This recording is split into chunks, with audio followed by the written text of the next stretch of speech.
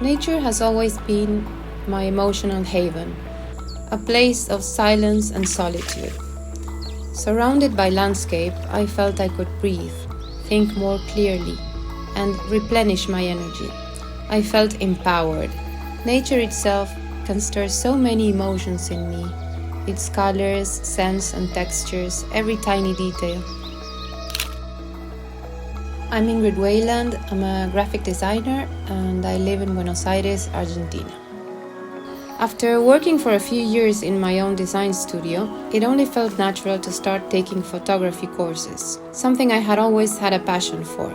I'm a bit embarrassed to admit that waterfalls had not been my favorite subject to photograph before my first trip to Iguazu. I was more inclined towards shooting the lush, green Atlantic forest. But this second time around, in the early morning we went to the falls, when I caught that first glimpse of the powerful waterfalls far behind.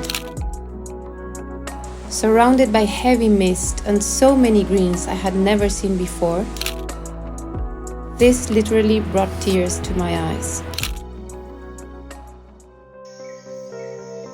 At home, I work in a small study, and at the end of 2019, I was having a tidy up when I realized I needed to get rid of a pile of failed prints to make space. It took me a while to do so because I loved my landscapes, but finally I took one, crumpled it, and threw it in the bin.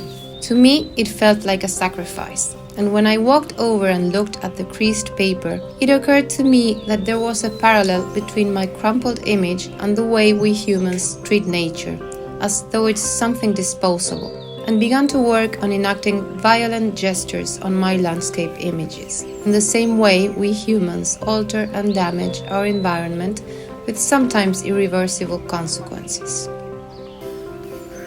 In Topographies of Fragility, I combine conventional landscape photography with prints that have been violently reshaped through my act of crushing.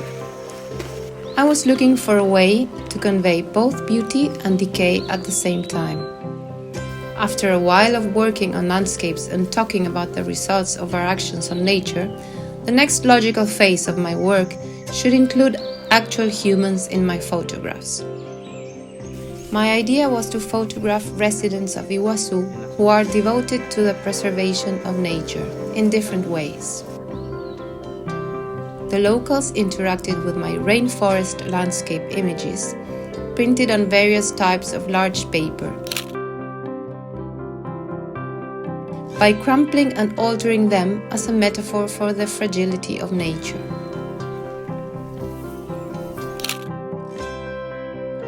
As I started to get to know these fantastic people, I felt that I wanted to try to echo their voices, as they had so much to say and I have so much to learn.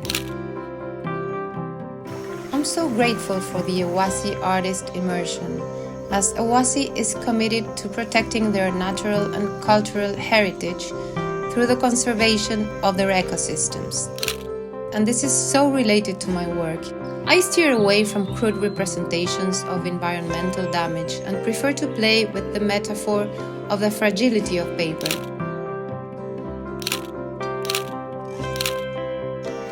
It is a way for me to keep learning, and it enables a deep connection between artists, the local environment, and the local people.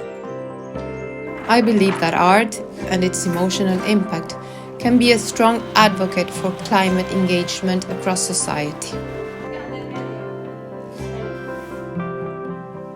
This journey to Iguazu and the way it has facilitated my interaction with residents who are passionately and actively working and in love with the nature surrounding them gives me the strength to continue with this project.